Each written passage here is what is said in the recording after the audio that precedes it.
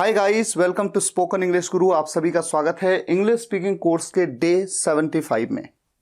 आपके सामने स्क्रीन पे देखिए दो क्वेश्चंस लिखे हुए हैं।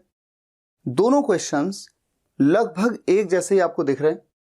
This building is set to dot constructed next year. This building is set to dot constructed 3 years अगो। दोनों क्वेश्चंस में बस थोड़ा सा डिफरेंस आपको क्या दिख रहा है, नेक्स्ट ईयर या फिर 3 years अगो। दोनों क्वेश्चंस के आपके सामने 4 विकल्प दिए हुए हैं। आपको यह बताना है कि कौन सा विकल्प यहां पर आएंगे। इस बात को समझने के लिए पहले मैं आपके सामने 2 सेंटेंसेस लिखता हूं। इन दोनों सेंटेंसेस को लिखने के पीछे रीजन ये है कि आप ये भी समझिए कि सेंटेंसेस के मतलब क्या हैं। पहला sentence, it is said that this building will be constructed next year.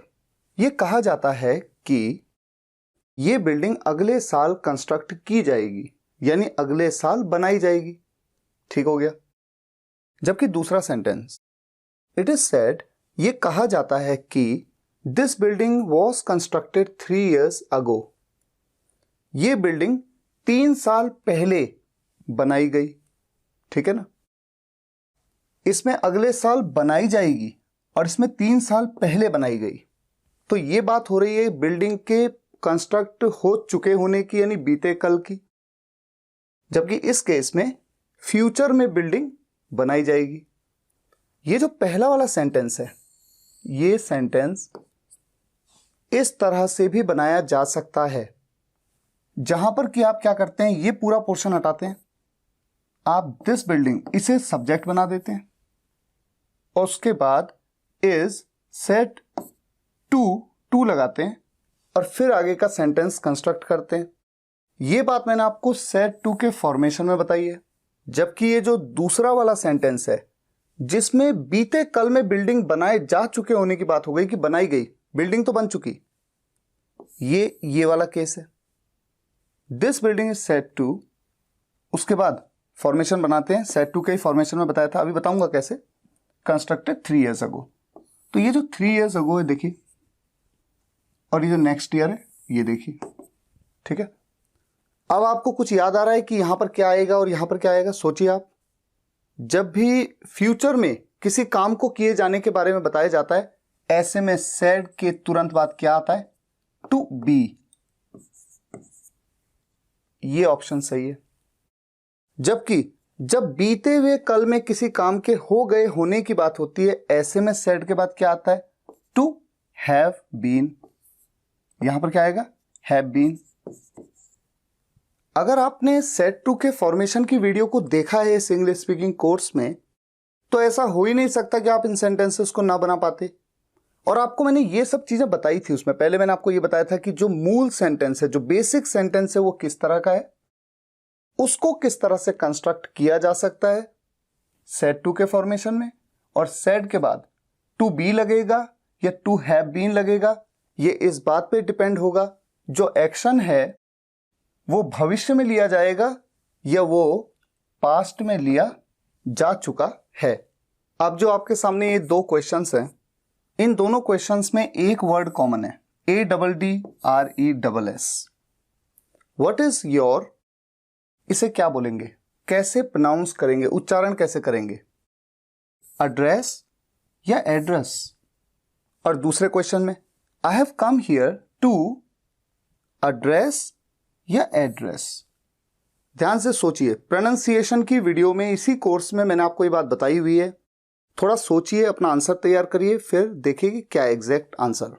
ये जो वर्ड होता है ना, ADDRESS, इस वर्ड को या तो एक नाउन की तरह किसी सेंटेंस में यूज किया जाता है, संज्ञा की तरह, और या फिर किसी वर्ब की तरह, यानी कि क्रिया की तरह।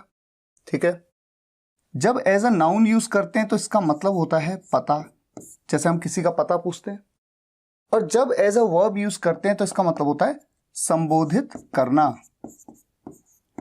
संबोधित करना का मतलब क्या होता है, जैसे कि आप स्टेज पे गए, आप लोगों की बातें सुन रहे हैं, उनको अपनी बात बता रहे हैं, तो एक तरह से आप उनको संबोधित कर रहे हैं, आप उनको कोई स्पीच दे रहे हैं, कोई लेक्चर दे रहे हैं। ठीक है। तो यहां पर इस क्वेश्चन में व्हाट इज योर, जब मैं पूछ रहा हूं तो इस क्वेश्चन का मतलब क्या है, आपका पता क्या है, पता पूछने की बात हो रही। तो जब भी एज अ नाउन यूज किया जाता है तो प्रोनाउंस कैसे किया जाता है, उच्चारण कैसे किया जाता है, address. What is your address. लेकिन इस सेंटेंस में आई हैव कम हियर, मैं यहां आया हूं क्या करने के लिए, आप लोगों को संबोधित करने के लिए। तो यहां पर ADDRESS ये एज अ वर्ब है और इसकी प्रोनाउंसिएशन इस केस में जब एज अ वर्ब होता है तब क्या प्रोनाउंसिएशन होती है इसकी, एड्रेस। तो आप देख सकते हैं कि एक ही वर्ड को दो अलग अलग तरीकों से प्रोनाउंस किया जाता है, डिपेंड करता है कि उस वर्ड का यूज सेंटेंस में एज अ नाउन हो रहा है या फिर as a verb. Next, translate into English. English में ट्रांसलेट करिए, ये किताब उसकी है। दिस बुक, ये किताब है, इज, उसकी के लिए क्या कहें।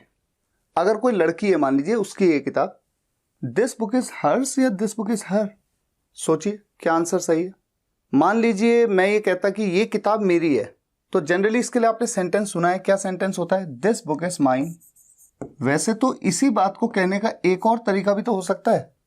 मान लीजिए मुझे कहना है कि ये किताब मेरी है, दिस बुक इज माइन, ये दिस इज माई बुक। तो आप देखिए कि ये माइन और ये माय, दोनों का मतलब तो यही ना, मेरी। लेकिन एक जगह पे माइन आ रहा है, एक जगह पे माय आ रहा है। जब भी आगे कोई नाउन बताया गया हो, ये है मेरी किताब, तुम्हारी किताब, हमारी किताब, तो किताब तो एक नाउन है ना, तो नाउन से पहले आता है ये एक पजेसिव एडजेक्टिव है, जबकि ये एक पजेसिव प्रोनाउन है। इसके बारे में प्रोनाउन एडजेक्टिव्स में बताया हुआ है, तो रिपीट नहीं करूंगा। लेकिन मैं क्या बताना चाह रहा हूं कि पजेसिव प्रोनाउन की जो कैटेगरीज हैं, जैसे ये किताब मेरी है तो दिस बुक इज माइन, ये किताब उसकी है, कोई लड़का है, हिज, ये किताब उसकी है, कोई लड़की है, हर्स, ये किताब हमारी है, आर्स, एस लग गया। हिज के केस में एस नहीं लगता क्योंकि ऑलरेडी एस है, इसलिए इसके केस में नहीं लगता है। अभी आप देखते जाइए। और जैसे कि ये किताब उनकी है, कई सारे लोग हैं, उनकी है ये किताब, देयर्स। ये किताब मेरी है, उसकी है, उसकी है, हमारी है, उनकी है, तुम्हारी है। मान लीजिए ऐसा कहता हूं तुम्हारी है, दिस बुक इज योर्स। ठीक है, तो क्लियर हो गया कि पजेसिव प्रोनाउन की वही कैटेगरी चलती रहती है, ये बिल्कुल सही है।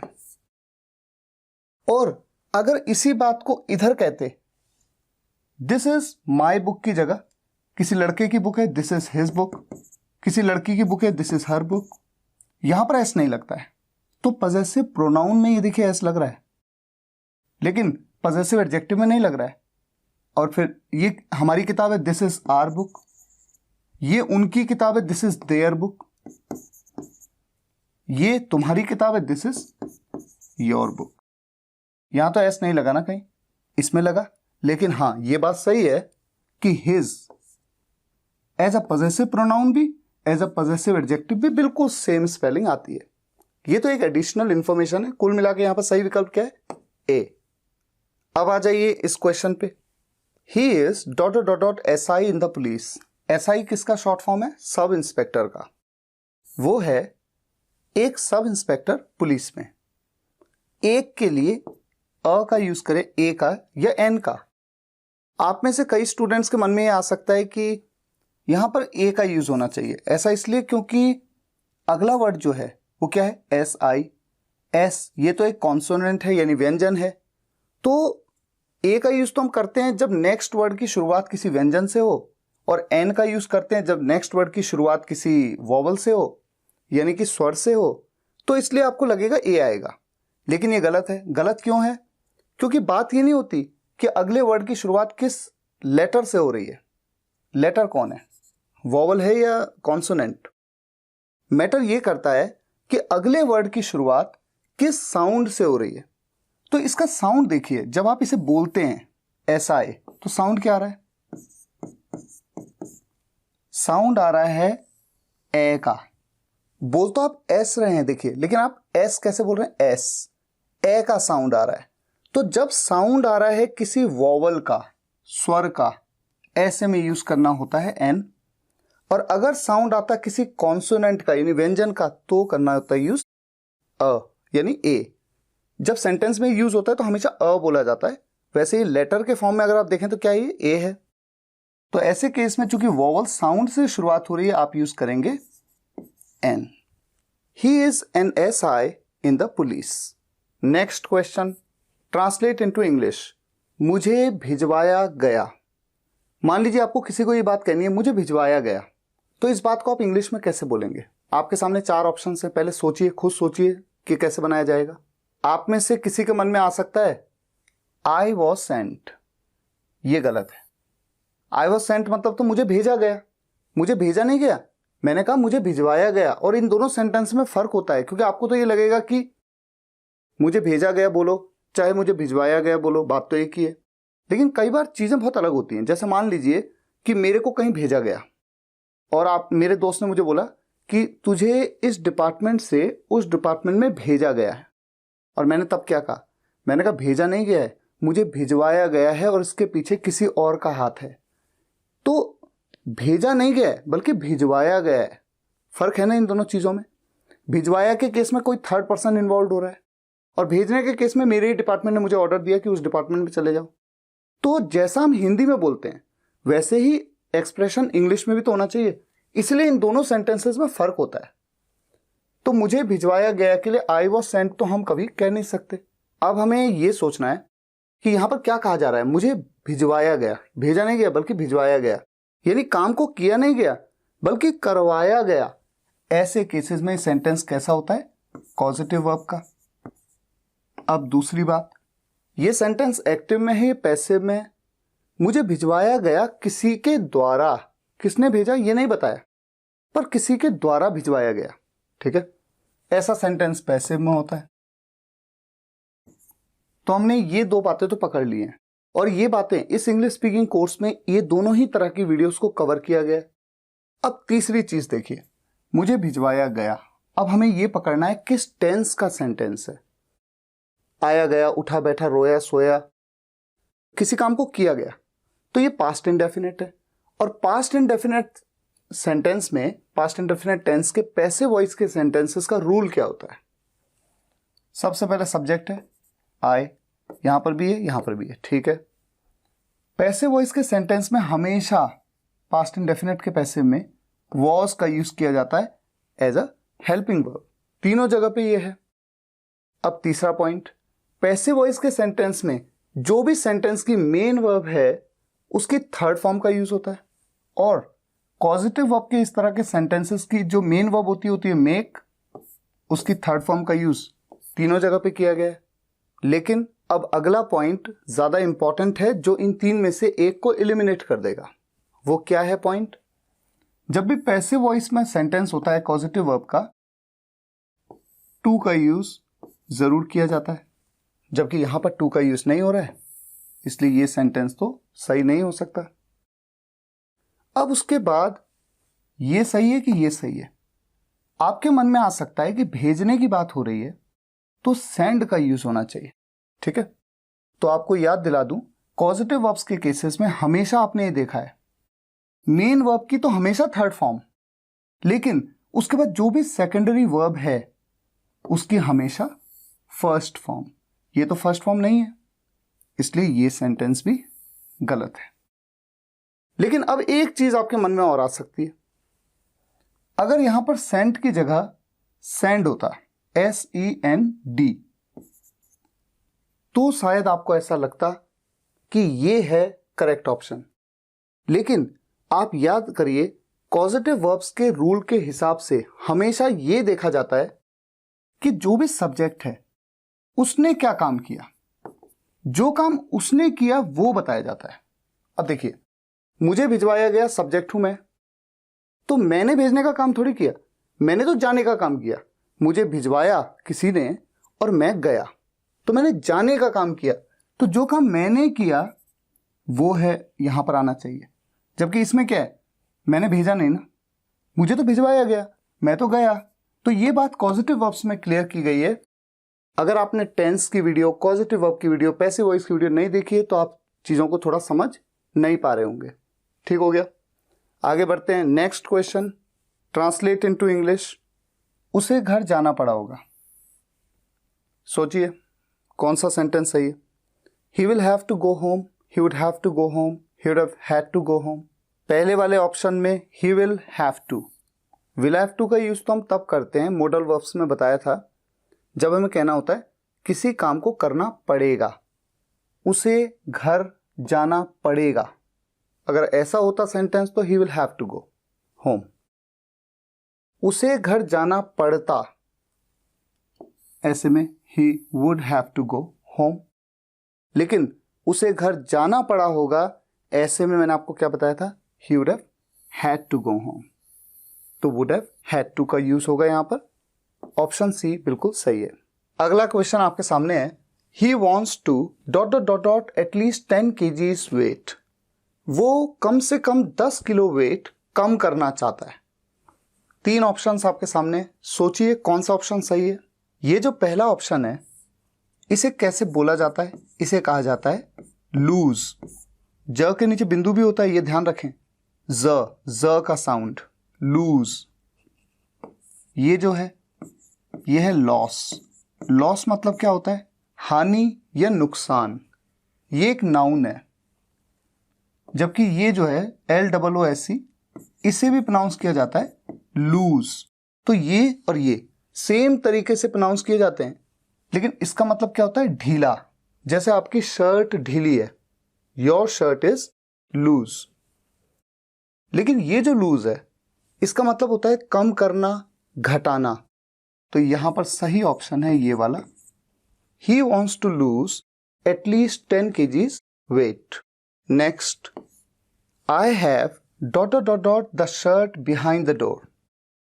आपके सामने 2 ऑप्शन है, हैंग्ड या हंग। आप जानते हैं एक वर्ड होता है हैंग। हैंग मतलब होता है लटकाना या लटकना। तो अंडरस्टूड है कि इस सेंटेंस का मतलब क्या होगा, मैं दरवाजे के पीछे शर्ट लटका चुका हूं या मैंने शर्ट लटका दी है। तो बताइए कौन सा ऑप्शन यहां पर सही होगा, क्योंकि प्रेजेंट परफेक्ट टेंस के सेंटेंसेस में आप जानते हैं यहां पर वर्ब की थर्ड फॉर्म का यूज होगा। तो हैंग की थर्ड फॉर्म हैंग्ड है या हंग। तो मैं आपको ये बता दूं, ये एक ऐसा वर्ड है जिसके 2 मीनिंग होते हैं। एक तो जैसे फांसी पे लटकाने की बात होती है, उसके लिए भी हैंग का यूज करते हैं, और कील में आपने किसी चीज को लटका दिया, रस्सी में आपने किसी चीज को लटका दिया, उसके लिए भी हैंग का यूज करते हैं। तो जो फांसी देने वाला होता है उस केस में तो हैंग की 3 फॉर्म्स क्या होती हैं। फर्स्ट फॉर्म तो ऑब्वियसली हैंग है, सेकंड फॉर्म भी होती है हैंग्ड, थर्ड फॉर्म भी हैंग्ड। लेकिन जब आप कील में कुछ लटका देते हैं, किसी रस्सी में कुछ लटका देते हैं, उसके लिए फर्स्ट फॉर्म तो ठीक है हैंग है, लेकिन सेकंड और थर्ड फॉर्म होती है हंग। तो यहां पर हम शर्ट को दरवाजे के पीछे लटकाने की बात कर रहे हैं, तो अंडरस्टूड है कि यहां पर सही ऑप्शन है option B, hung. I have hung the shirt behind the door. अब ये जो क्वेश्चन है, यहां पर एक सेंटेंस आपको दिया गया है। सबसे पहले तो ये देखिए क्या है, I''D। कॉन्ट्रैक्शंस में मैंने आपको क्या बताया था, कैसे प्रोनाउंस किया जाता है इसको, I had to go home yesterday। अब ये जो आयड है, ये आयड किसका कॉन्ट्रैक्शन है, यानी किसका शॉर्ट फॉर्म है, ये आई हैड का या आई वुड का। सोचिए, आपने मॉडल वर्ब्स की वीडियो में हैड टू के बारे में पढ़ा है ना। क्या मतलब होता है, हैड टू का यूज कब करते हैं सेंटेंस में, जब किसी काम को करना पड़ता था या करना पड़ा। इन 3 केसेस में हम हैड टू का यूज करते हैं। सही। तो अच्छा, दूसरा, क्या आपने वुड टू का यूज पढ़ा कभी, इसका यूज कभी देखा आपने, वुड के साथ डायरेक्ट टू आया, कभी देखा आपने, कभी नहीं। हाँ, आपने वुड लाइक टू देखा, लेकिन वुड टू ये तो कभी नहीं देखा। तो अगर मैं यहां पर ये मान लूं कि ये वुड है, आई वुड टू, तो ऐसा तो हो ही नहीं सकता, तो ये ऑप्शन गलत है। ऐसे में एक ही ऑप्शन बचता है, ऑप्शन ए, आई हैड। अच्छा, इस सेंटेंस का मतलब क्या निकलेगा, आई हैड टू गो को कह दिया I had to go. I had to go home yesterday मतलब क्या है? मुझे कल घर जाना पड़ा। दूसरा, ट्रांसलेट इनटू इंग्लिश, वो मुझे खेलने नहीं देता। 4 ऑप्शंस आपके सामने हैं, सोच समझ के आप पहले देखिए कौन सा ऑप्शन सही है। इस सेंटेंस को देखते ही आपके दिमाग में आ जाता है वो मुझे खेलने नहीं देता, यानी वो मुझे खेलने नहीं देता है, यही है ना सेंटेंस। प्रेजेंट इंडेफिनिट टेंस में तातेती सही है, नेगेटिव सेंटेंस है। प्रेजेंट इंडेफिनिट टेंस के नेगेटिव सेंटेंस का रूल ही है, सबसे पहले सब्जेक्ट वो यानी ही, कोई लड़का है, उसके बाद डज नॉट आएगा। इस ऑप्शन में डज नॉट है, इसमें भी डज नॉट है, लेकिन इन दोनों में तो है ही नहीं, तो ये दोनों ऑप्शंस तो आउट हो गए। उसके बाद जब आप इस सेंटेंस को देखते हैं कि वो मुझे खेलने नहीं देता, तो जब भी किसी काम को करने देना या न देना वाली बात होती है हमेशा लेट का यूज किया जाता है। ये बात हमने लेट के वीडियो में अच्छे से समझी हुई है।